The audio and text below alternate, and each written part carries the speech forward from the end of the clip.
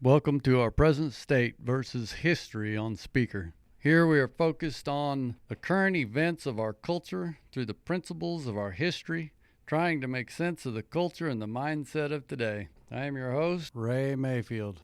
Okay, folks, here we are back on the pod. We're going to have a special guest today. It's going to be Daniel New, Michael New's father. I've been reading that book. I made some mentions here. He's been involved in lots of situations with the United Nations. And I'm just going to record our conversation and let him do some explaining, introduce him to you all, and see if we can gather some more information up about this situation of sovereignty with the United States of America and our involvement in the United Nations. Just kind of help make us a little more aware of some of the things that's going on and maybe get some ideas on what we can do to bring things back into order as they should be. Daniel, introduce yourself to these folks. Okay. Yeah. I have the fortune or misfortune of being the father of of Army Specialist Michael New, who was the soldier, the one soldier in history that we know of who has been court-martialed for the crime of wanting to serve his own country exclusively. And so it makes him sort of a historic character. Most people back in the 90s and early 2000s knew the story. A lot of people did, but some people missed it, and a lot of people were not born back then. So we've got a whole new generation that has risen up that doesn't know Michael New. Right. And so Mike was in the Army, in the U.S. Army, enlisted in 93. And a couple of years in, he was found himself ordered to deploy to Macedonia on a United Nations mission, wearing a blue beret or a blue helmet, whatever the hat of the day was. And he found himself, unable to do that, unable to obey that order. And he went to his sergeant, and from there it went up the chain of command. And he basically said, "Look, I can't. I'll be happy to take a transfer anywhere you want to send me in an American uniform under American officers, but I don't think I'm going to be wearing that blue hat." And they didn't react well to that. It's not something soldiers normally are allowed to do, pick and choose the orders they want to obey. So Right. certainly we understand that. But the day came when I got a phone call, and he said, "I think I'm going to be court-martialed." I said, "Oh my goodness, what have you done?" He said, "Well, I haven't done anything." I said, "Oh, come on now, they're not going to court-martial you if you haven't done anything." And he said, "Well, it's for something I'm going to not do. It's future tense." And that was intriguing. And then he said, they told me I'm going to be wearing a blue hat and go to Macedonia. And I told them I'm not either. I'm not going to do it. Whereupon they said, "Then you'll go to Leavenworth instead." So that was the decision he had to make.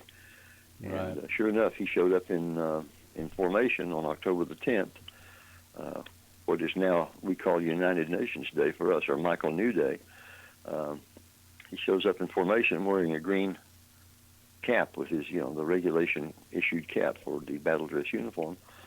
And was everybody else, 549 soldiers, had on a blue hat. And so they removed him from formation and arrested him and court-martialed him.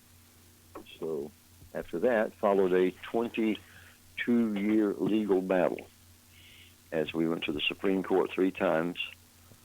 They denied cert; they wouldn't hear the case. But we went through the Court of Appeals, both in the civilian and the military side, a total of 3 times through all the courts of appeals up to the Supreme Court, and they just decided that the question wasn't worth listening to. So that's basically who I am and who Michael New is or was. And I've been reading the book, and I've looked at some of the stuff you got on the internet, and and if the whole thing is just a typical government sham, the way they've stacked the deck in their behalf. But is it still standing in the same position today? Has the Court of Appeals ever listened to the case? Have you ever been able to present? Oh, sure. We went to the court. We went to federal. First of all, we filed an injunction in the federal court, which was turned down. We went to the Court of Appeals, and that was turned down. Then the Supreme Court wouldn't hear it. So then the court-martial occurred, and we went through the process there and that was the reason it was turned down, they said. In fact, the original federal judge, said that this case raises issues. This is a threshold case. It raises issues that have never been answered in a court of law in terms of the relationship between the United States and the United Nations, and whether or not, as well as other issues in terms of contract, oath of allegiance, etc. But he said, first you have to resolve the military question. You have to resolve the issue within the military courts. Come back. He invited the case back to his court after the court-martial. So then we went through the court-martial, which of course he lost, and then we went to the Army Court of Criminal Appeals, then we went to the Court of Appeals of the Armed Forces, and then we went to the Supreme Court through that route, and of course lost at every point. And then we filed a lawsuit against the Department of Defense and Bill Clinton, and went the whole round one more time. So we went 3 rounds, and we lost 3 rounds. But we stood up for what we believed in, which is our country, as opposed to, we're of the obviously we're out of tune with Washington, but we are of the opinion that we did not raise our sons to become mercenaries for the United Nations, to impose some kind of a new world order on countries that we just assume we didn't. These are wars that are undeclared by Congress, which is a constitutional requirement for a war. There's all kinds of issues going on here, and in any event, we feel that we recognize that a son or a daughter could enlist and fight, bleed, or die in a war to defend America. Right. But we don't see that is such an imperative. I mean, it would be one thing if they just took volunteers. I'm sure they wouldn't be short on volunteers. I mean, there's always people willing to go and fight, be mercenaries, whatever. But it seemed to Michael and to us that this order basically was the same as the National Football League playing or trading a player off to another team in exchange for a future draft choice. That. Right. That's not exactly the way it's supposed to work. No. And that's what got my attention about this. You mentioned the oath of allegiance, and that's where my focus is, because of the chain of authority that was broken there, and that's the thing that troubles me the most, and I think that is probably overlooked by most people that look into this subject matter, because the problem there, from what I can see, is just exactly what he was standing up for when they changed the chain of command. And when this goes all the way back, just looking at it even further into the Charter of the United Nations, when I began to look at that, which I had, unfortunately never looked into until now, and saw the things in the opening preamble and the statements that are made in that charter concerning the oath that is given to the United Nations. And one of the places it makes a mention of the promotion of economic and social advancement and putting national machinery in place in order to promote those things. And what I see going on now, you talk about this happening in the Clinton era, it makes me curious as to the rise of China's economics and these things that all began during that era. Do you suppose that those mechanisms that the UN is talking about being put in place have been used in order to prosper those kinds of things because of those allegiances? I do. It's the further we go, it's like a big ball of string. You can't find the end of it. It's right. just or rubber bands. It gets very complicated, and if you just go along and allow law to be established by precedent, then boy, we can just wind up anywhere. But it doesn't resemble today what it did in our parents or their parents' generation at all. And everybody seems to be perfectly satisfied with it, or maybe they cluck their tongue but they don't have any real legal basis because they don't know their Constitution, and maybe the Constitution itself has basically been relegated to the dustbin of history. Yeah, I believe you're right on there with most people, and I was one of them. I just was going through my life, things get busy, you got your head down, you're raising kids, trying to run a business, and you're focused on what's in front of you. And then all of a sudden you look up and look around and realize that, hey, this isn't where I thought I was going, And that's kind of what... chain of command would have been not an issue had they had an American officer in charge, but they had a general from Finland who was in charge of the operation. And his oath of office, even though they didn't change the soldiers' oath of office, the commanding officer had to take an oath to the United Nations that said basically that he would not accept any outside interference or commands from any national government, including his own. Mm-hmm. He was there to serve the United Nations. And so this really is a huge red flag to us. There were 4 battalions to be sent. 1 American, 1 from Finland, 1 from Sweden, 1 from Denmark, and then a Finnish general over the lot. And that break in the chain of command, it may not worry people from some nations, but it certainly does worry us as American parents. Yes, it worries me too, because the UN Charter declares that the members of that UN have taken that oath of allegiance to their charter, which means our president has taken an oath of allegiance to that charter. And though the question that comes to my mind is, okay, which oath is the one that takes precedence? The oath to the Constitution of the United States, which, if you look at it from a biblical perspective, is the supreme authority, and or the oath of the United Nations, which is the lesser authority. And I'm pretty sure that no American president has literally taken that oath. I'm pretty sure. But nonetheless, we are a member state in the UN. So, by just being there as a member, it does bind us by the rules of that organization. And so there you go. Whose authority is going to be the supreme authority, and that's going to be determined by that individual sitting in the chair, correct? Now, as long as we are one of the strongest countries on earth and we pay a bulk of the bills at the UN, we don't have to worry about it too much. Their policy in the end is going to be what we want it to be. But that may not be the case forever. When we were kids, we would have thought that'll never be challenged. But now you look at the power of China, as you mentioned, and even Russia, and India is growing. I mean, our influence is dwindling as these other nations are becoming more prosperous and able to pay some of the bill. Right. Yeah. In a section in your book, he's talking about Sergeant Razor from 1995, and he makes a statement in his section there that his superiors had told him that in the next 10 or 15 years that the whole military control would be underneath the United Nations, and that would put us about 2010. Right. Have they accomplished that, or where are we at on that? You tell me, how many military actions have we been in the world since 1995 that were not United Nations derived or controlled?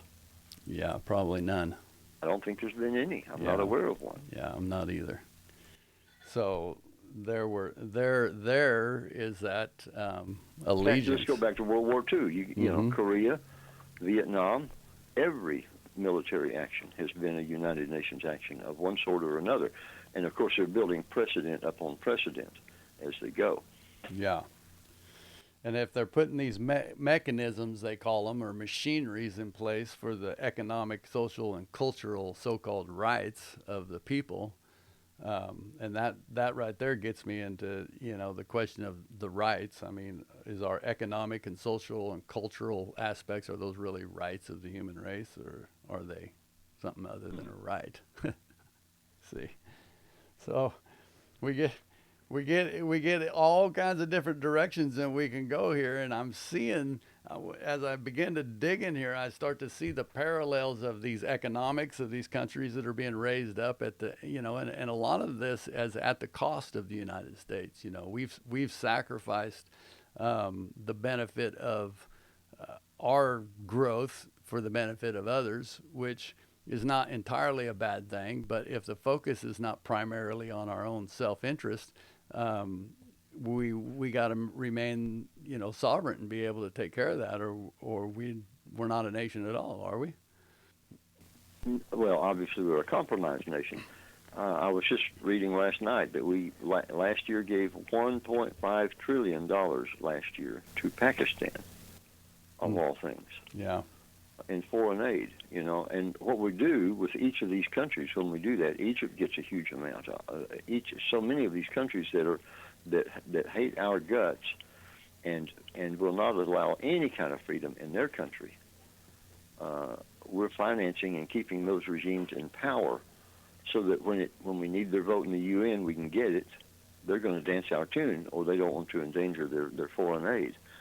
But in that way, we are enriching and empowering enemies of freedom, enemies of Christianity, enemies of the United States all around the world, and making it almost impossible for people who want freedom in their country to raise their head without getting arrested or shot or executed. Or so to seem. I mean, you've heard of planned obsolescence. It seems like this republic has been planned to be obsolescent before it's over. Yeah. I think a case could be made that we may not be a republic anymore. It's an oligarchy. Yeah, it's getting further and further away from the republic and the representative, which brings us to what we've been talking about before the broadcast, was this aspect of the Declaration of Independence that has not been ratified. I mean, I knew that we weren't going to be able to stay off of that after we talked about it. Oh, you mean the Bill of Rights? The Bill of Rights, rather. Yeah, I'm sorry. Original First Amendment. That's right. Yeah. I don't know how many people are aware that they have an average of about 750,000 people living in their congressional district, no matter where you are. It depends on the size of the state and how many delegates they have, but that certainly was not the intent of the founding fathers to have districts so big that nearly 1 million people, 750,000 people in each district, makes representation virtually impossible. But they're sure easy to get to by the lobbyists, and the lobbyists can control them. Right. Because they're so big, individuals feel like we have no power, no voice, and right. I think that's an accurate feeling. Well, folks, we're going to jump in here and split this into 2 episodes. We kind of got off topic there from the United Nations things with Daniel and that conversation, and we'll continue that in our next broadcast, where we begin to talk about some unfinished business that needs to take place to bring the representation back to the people. You can get a hold of Michael New at www.mikenew.com. You can get copies of these books that he's written. It's a good read. Strongly recommend. Check out the United Nations Charter. You can get on the internet and find that anywhere and look it through it. And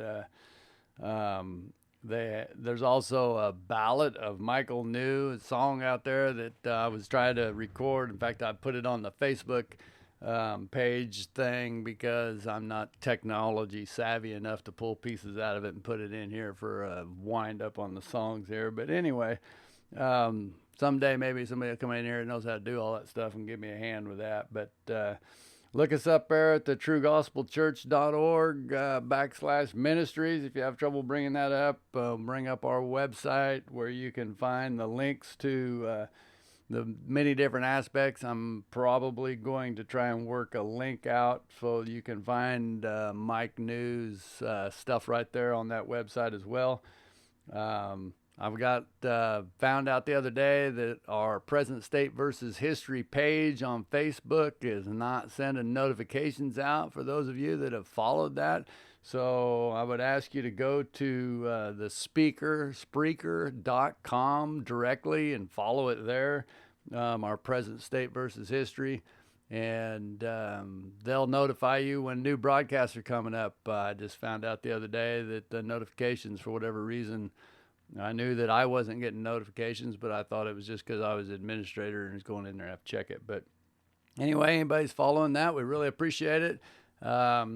We got some things coming up here that looks like it's going to get technical, complicated again. Microsoft's changing our software. Comes January, so I can see a storm of technology coming. So bear with us in that. But nevertheless, we're going to break this off here for the sake of time, and the next episode will be the continuation of this conversation with Daniel New.